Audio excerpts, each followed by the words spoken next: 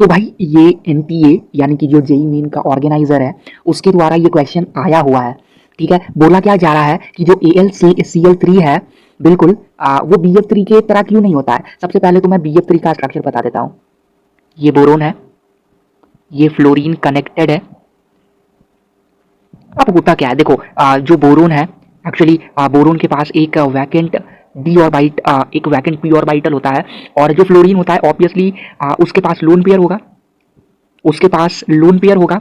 तो क्या होगा यहाँ पर कि यहाँ पर देखो जो फ्लोरीन है वो ज़्यादा इलेक्ट्रोनिगेटिव है तो अपने तरफ तीरेगा, यानी कि बोरोन के पास जो इलेक्ट्रॉन है पहले से ही वैकेंट पी ऑर्बिटल है, ऊपर से ये इलेक्ट्रॉन को तीर रहा है। लेकिन वो क्या रहा है कि ये इसको लोन पेयर से प्रोवाइड कर रहा है इसको, तो इसके कारण क्या होता है कि इलेक्ट्रॉन डेंसिटी उतना ज्यादा बोरोन का कम नहीं होता। इसीलिए ये एक weak Lewis structure due to back bonding. अब बैक बाउंडिंग के लिए कंडीशन क्या होती है यार, कंडीशन ये होती है कि जो मोर इलेक्ट्रॉनिगेटिव ग्रुप है उसके पास लोन पेयर होना चाहिए।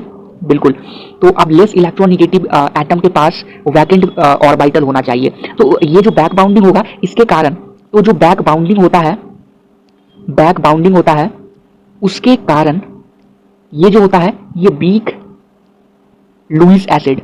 अब लुईस एसिड क्या होता है, जो लोन पेयर को लेता है, तो इसके पास बहुत कम चांसेस है कि ये लोन पेयर को लेगा।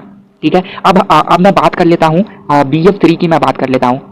ठीक है, अब मैं AlCl3 की बात कर लेता हूं।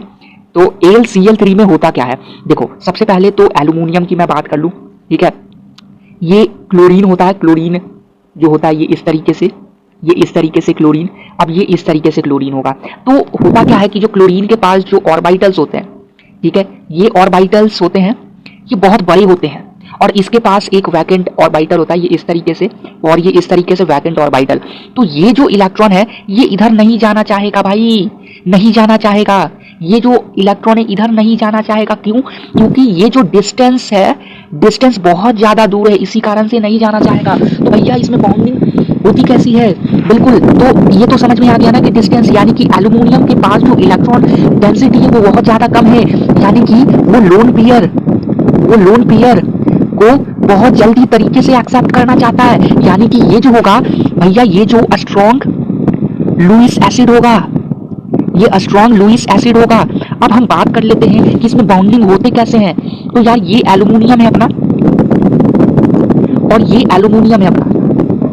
तो ये जो क्लोरीन होता है ये इस तरीके से होता है, ये इस तरीके से क्लोरीन होता है, ये इस तरीके से क्लोरीन होता है, और ये जो होता है ये इस तरीके से क्लोरीन होता है, और ये इस तरीके से क्लोरीन होता है, और ये इस तरीके से क्लोरीन होता है। तो ये जो होगा ये अपना लोन पेयर इसको देता है, और ये इस तरीके से इसको देता है। तो इस तरीके से इसका बाउंड बनता है।